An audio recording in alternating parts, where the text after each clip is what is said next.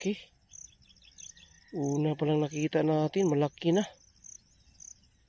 Dami pa lang gagama dito sa spot na ito mga kapit. Kasi ang daming mga halaman dito at saka mga damo. Yan.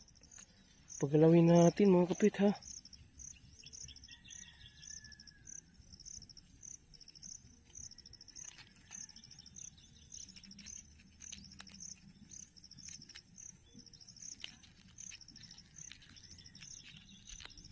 Ayun.